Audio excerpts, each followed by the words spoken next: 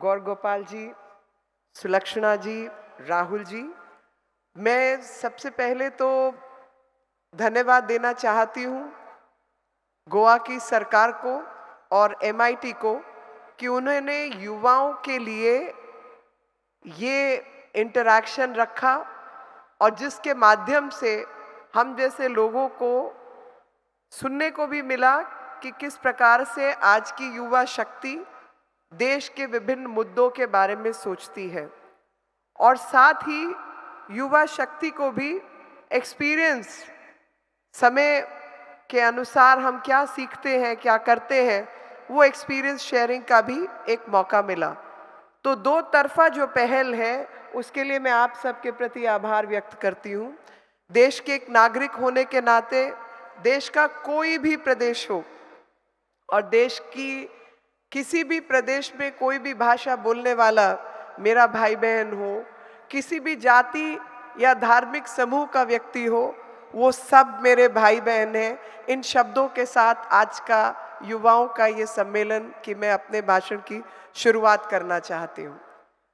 Goa at 60 and India at 75, दो प्रमुख मुद्दे जो आज समाज के सामने हैं वो यही है कि मनुष्य की आयु में अगर गिना जाए तो 60 वर्ष की आयु लगता है कि आप सीनियर सिटीजनशिप की तरफ बढ़ रहे हैं और 75 की आयु तो लगता है कि आप सीनियर सिटीजन हो गए हैं। लेकिन देश की प्रदेश की आयु में 60 या 75 कोई बहुत बड़ा समय नहीं है।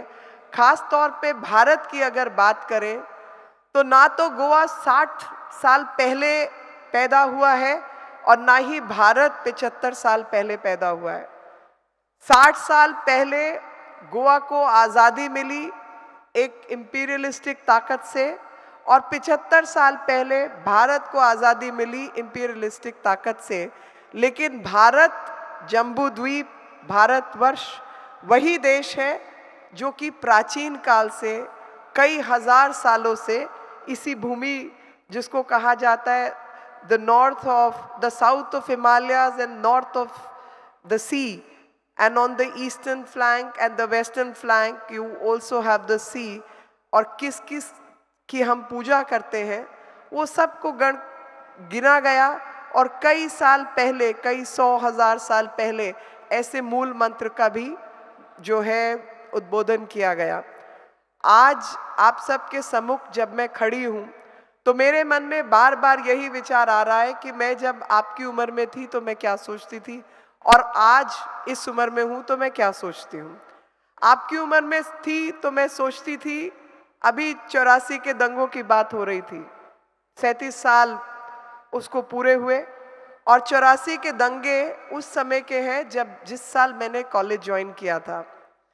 आज सुबह की बात है कि अन्नपूर्णा माता की मूर्ति जो कि उल्लेखित है 3rd 4th सेंचुरी के इतिहास में, जो लिखित है 7th 8th सेंचुरी के इतिहास में, कुमार संभव, देवी सुक्तम, देवी और 8वीं शताब्दी। अभी आप सबने देखा होगा कि आदि शंकराचार्य की मूर्ति को केदार नगरी में जो प्रतिस्थापित किया गया, उस मूर्ति में क्या छुपा है? आदि शंकराचार्य जिन्होंने 4 मठ भारत के 4 कोनों में बनाए ताकि भारत की एकता और अखंडता का प्रतीक बन सके।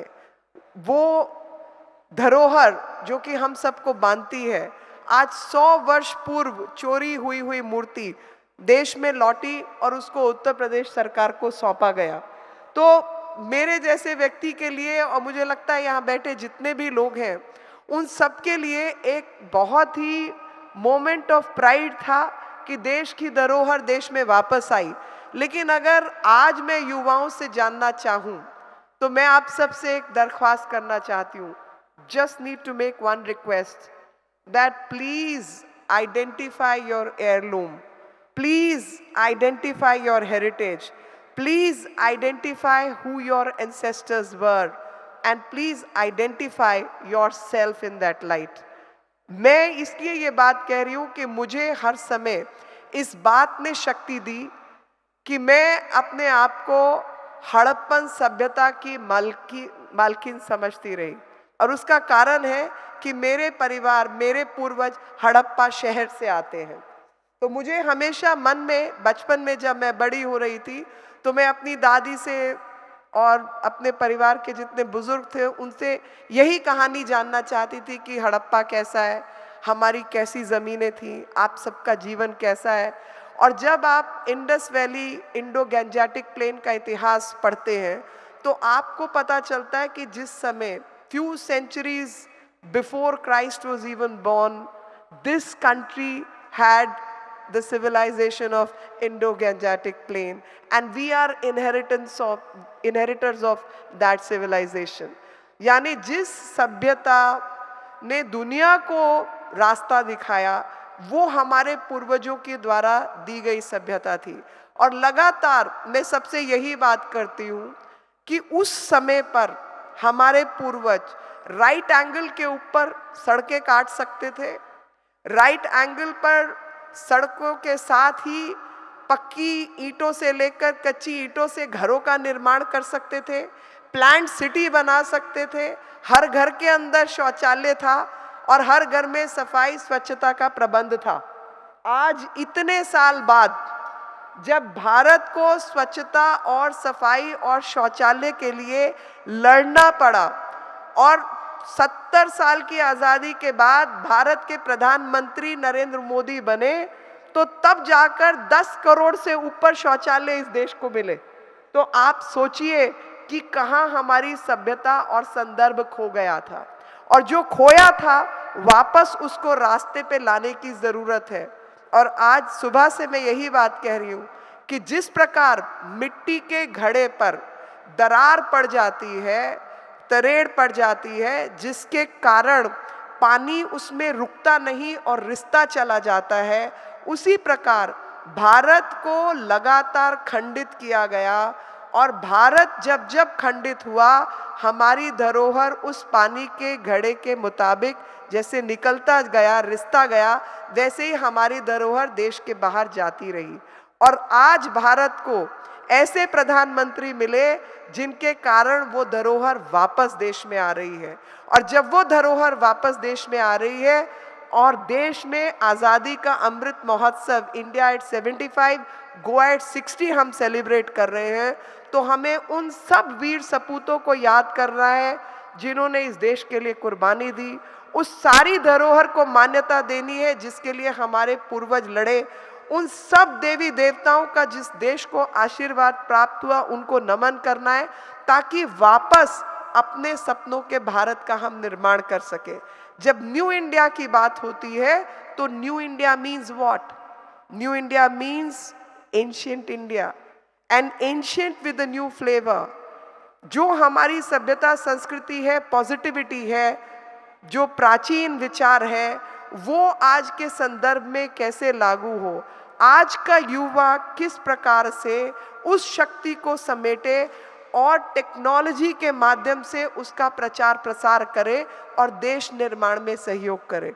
मुझे पूरा भरोसा है, जैसे सुरेश जी ने कहा, हमारे जो बड़े थे उन्होंने हमें सही रास्ता दिखाया और हम पर विश्वास किया। इस कारण आज देश को समर्पण के भाव से हम लोगों ने अपने आप को समर्पित किया। और मुझे इस युवा शक्ति पर भरोसा है कि ये युवा शक्ति भी अपनी शक्ति सामर्थ्य के अनुसार अपने आप को देश निर्माण में समर्पित करेगी।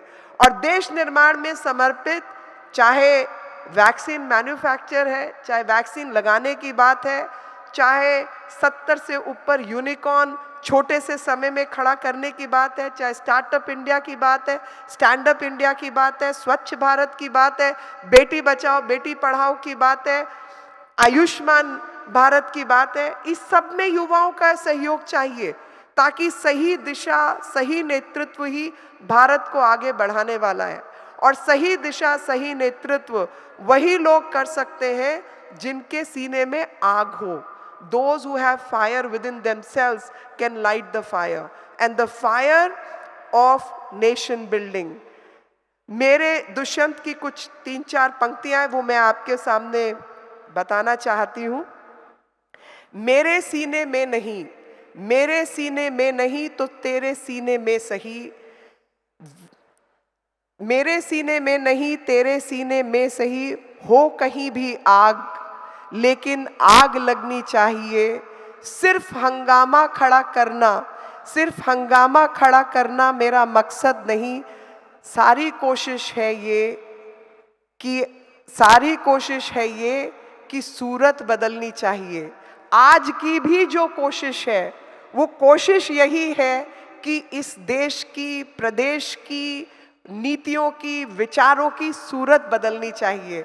हम सब इकट्ठे होकर आपके नए विचारों को सुनकर और हम लोगों के एक्सपीरियंस को जोड़कर सरकार वो सब काम करे जिससे देश की सूरत बदले। और इसलिए मैं यहाँ के मुख्यमंत्री सावंत जी को धन्यवाद देना चाहती हूँ कि गोवा की सूरत बदलने के लिए उन्होंने युवाओं से, पंचायत से, महिलाओं से, सबसे संवाद करना अनिवार्य समझा कि पता तो चले जनता क्या चाहती है। और जनता वही चाहती है जो हम चाहते हैं। जहाँ जहाँ बदलाव करके हमें नीति नियति को बदलाव लाना है ताकि देश की, प्रदेश की सूरत बदले। और मेरा पूरा विश्वास है कि ये जो युवा शक्ति है, इसी से देश के निर्माता निकलने वाले हैं, इसी से हमें कार्यकर्ता मिलने वाले हैं। और जब प्रदेश बदलेगा, देश बदलेगा, और देश के बदलने से भारत देश की जो पहचान है वो बदलेगी, और हमारे रहते ही विश्व भी बदलेगा। और विश्व बदलेगा तो सही मायने में जो गलत चीज़ें, यानी एक वाइस चांसलर जहाँ से वो रीड यूनिवर्सिटी कनाडा से वो मूर्ति आई, उन्होंने अपने विचार रखे और उस विचार में उन्होंने कहा कि जब ये मूर्ति प्रत्यास्थापित होगी तो जो उपनिवेशवाद की ताकतें हैं, उनकी जो गलतियां हैं उसको ठीक करने का भी मौका मिलेगा। यानी when this statue, the idol of Ma Annapurna, goes back to Kashi from where it was stolen 100 years ago, an ancient Nagari, an ancient place, an ancient heritage site of India, then we will be able to undo all the wrongs that imperialistic powers have brought on others. And to battle that imperialism back, I think Goa is the right place to unshackle ourselves from the imperialistic backgrounds and live for the independent country and independent thought. So my request to my young friends will be कि आप सब अपना लक्ष्य निर्धारित करें और आत्मविश्वास के साथ आगे बढ़ें।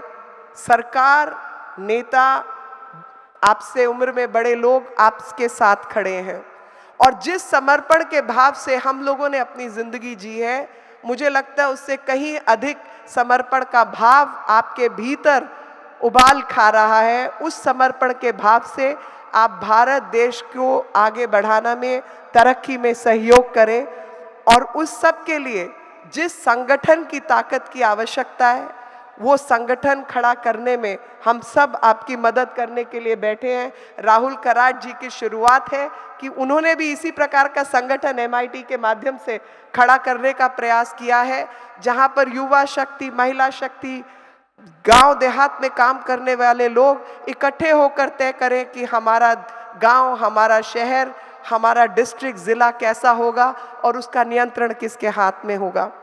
कैनेडी के शब्द थे, ask not what the country can do for me, ask what you or I can do for our country. And I think it's the right time to ask what we all can do for our country, and what we can do for the country nobody else can do.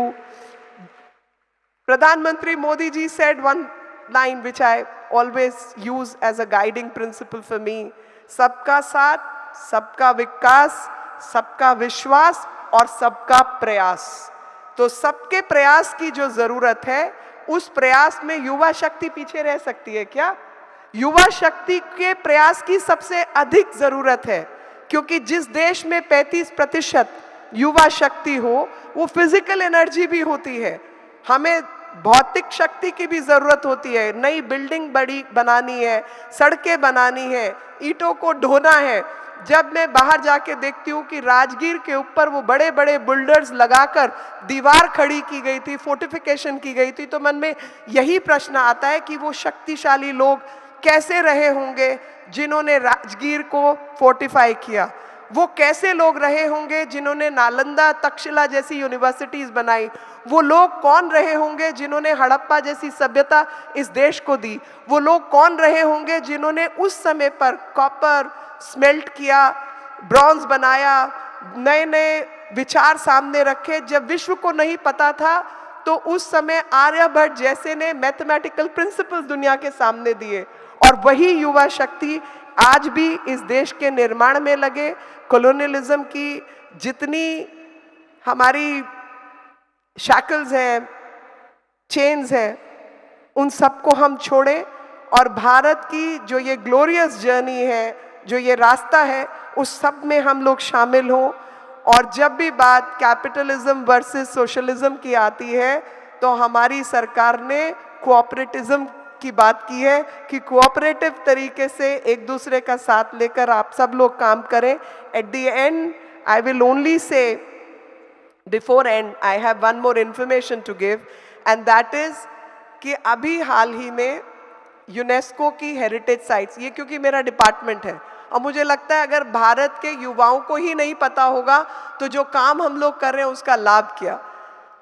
Chennai, Varanasi और श्रीनगर, अभी मुंबई भी था पहले, और श्रीनगर को भी UNESCO का creative cities का जो है उस नेटवर्क में घोषित किया गया है।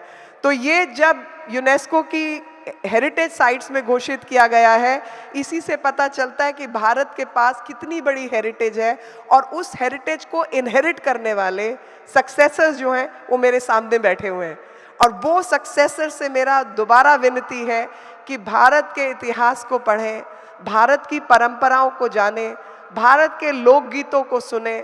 भारत में सबसे अधिक संगीत, नृत्य, हर तरीके की शैलियां हैं, उसको पढ़ें, समझें, ताकि आत्मज्ञान से हम भारत का नया स्वरूप प्राचीन भारतीयता के ऊपर बना सकें।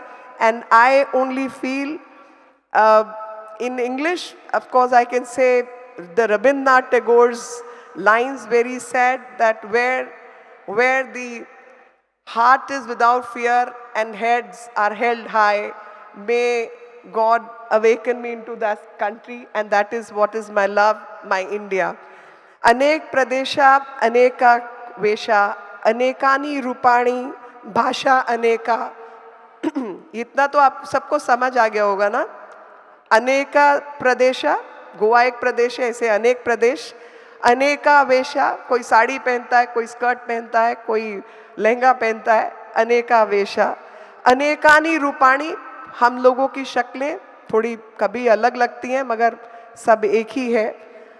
भाषा अनेका, मराठी, संस्कृत, हिंदी, अंग्रेजी, पंजाबी, अनेका भाषा अनेका।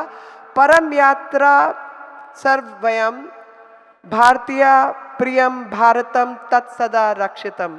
यानी हम सब की जब तक परम यात्रा यही है कि ये भारतवर्ष अंतिम समय तक इसकी रक्षा हम सबका धर्म है। और उसी रक्षा के लिए मैं आप सबका आह्वान करती हूँ कि आप सब मिलकर भारत की रक्षा, सुरक्षा, इतिहास सबके लिए आगे बढ़ें। हम सब आपके साथ हैं। जय हिंद, जय भारत।